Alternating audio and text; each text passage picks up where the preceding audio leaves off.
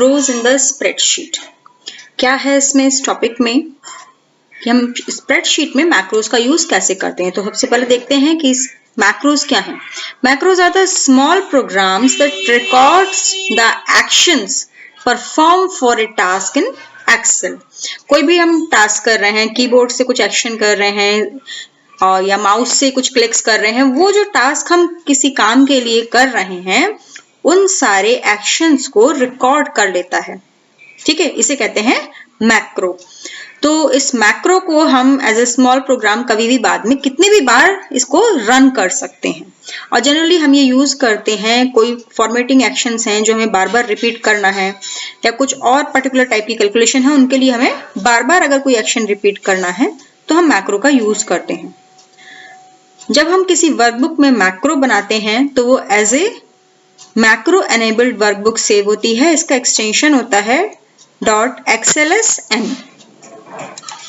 Okay, now macro create करने के लिए क्या करना है, we will go to the view tab, यहां से सिलेक्ट करेंगे मैक्रोज, देन इस डायलॉग बॉक्स में से ऑप्शन चूज करेंगे रिकॉर्ड मैक्रो। हम जो भी मैक्रो रिकॉर्ड करते हैं उसका एक नेम देते हैं। सपोज यहां मैंने एक एग्जांपल लिया सेटविट।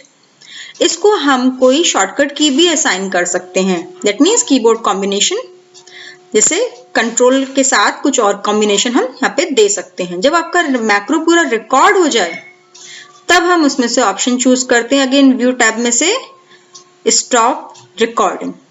तो देखते हैं मैक्रो कैसे बनता है। मैं एक्सेल खोलती हूँ, एक न्यू वर्कशीट इसमें क्रिएट करती हूँ, ब्लैंक वर्कबुक। ओके, इस वर्कबुक में मुझे कुछ लिस्ट तैयार करनी है। मेरे पास डेटा पहले से है, पहले मैं उस डेटा को ले लेती हूँ। जैसे सपोज ये एक क्लास का डेटा है, मैंने यहाँ से ये सब कॉपी कर लिया। इसको अपनी इस वर्कबुक में पेस्ट करती हूँ और यहाँ से वैल्यूज पेस्ट कर रही हूँ मैं। ठीक है, अब मुझे इसमें कुछ सेटिंग करनी है। जो पुराना डेटा था वो हटाना है अपनी नई लिस्ट के अकॉर्डिंग। तो और ये एक्शन मुझे और क्लासेस के लिए भी करना है और लिस्ट पे भी करना है, तो वो बार बार रिपीट हो रही है फॉर्मेटिंग एक्शन। तो इसके लिए मैं एक मैक्रो रिकॉर्ड करती हूँ। व्यू टैब में जाएंगे, मैक्रो पे क्लिक करेंगे, यहाँ ऑप्शन चूज करेंगे रिकॉर्ड मैक्रो। ठीक है, हम अपने मैक्रो का कोई नेम देंगे। सपोज मैं इसका नाम दे रही हूँ सेट विड। कीबोर्ड कॉम्बिनेशन असाइन करना है तो कंट्रोल शिफ्ट, उसके साथ कोई भी आप कॉम्बिनेशन दे दीजिए। सपोज मैंने दिया शिफ्ट के साथ ए, तो पूरा कॉम्बिनेशन हुआ control shift A, then okay. अब आप जो भी एक्शन इसमें करेंगे वो आपका रिपीटेड रिकॉर्ड हो जाएगा। सबसे पहले मैं अपनी इसमें सेटिंग कर लेती हूँ।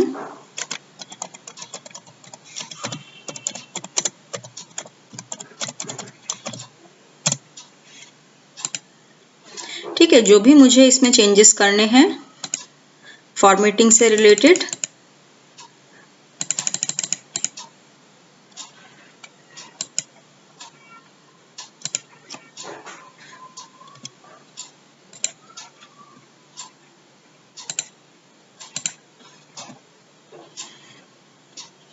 ठीक, कोई पुराना डेटा था वो हटाना है मुझे।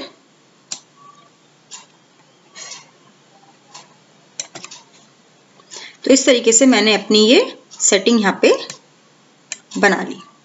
ठीक है, नाउ जब मेरा मैक्रो पूरा हो गया एक्शंस मेरे, देन चूज स्टॉप रिकॉर्डिंग। अब आपका मैक्रो बन गया। अब मुझे ऐसी ही सेम वर्कशीट बनानी है दूसरी लिस्ट के लिए। तो सपोज मैं दूसरी क्लास का डेटा लेती हूँ, यहाँ से इसे कॉपी करा, अपनी नई वर्कबुक में इसको पेस्ट करा मैंने, और मैं सिर्फ यहाँ से डेटा कॉपी कर रही हूँ, फॉर्मेटिंग कॉपी नहीं कर रही हूँ।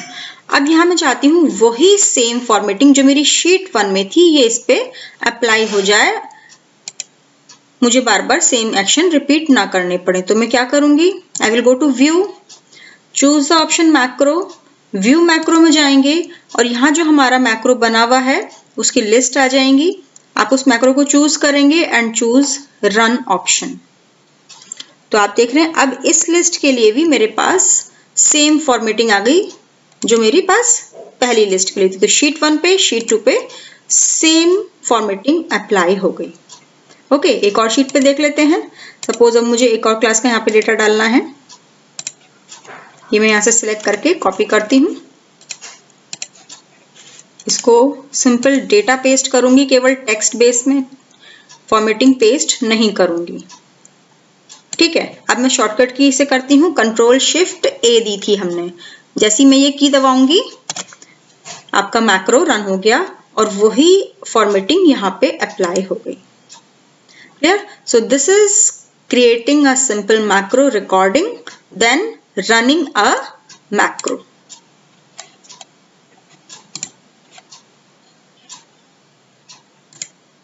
ठीक है, so how will you run a macro? From the view tab, choose option macro. view macro में से हम जो लिस्ट में से हमारे पास मैक्रो आ रहे हैं उसमें मैक्रो को सिलेक्ट करके रन कर सकते हैं, या शॉर्टकट की से हम इसे रन कर सकते हैं। ठीक है।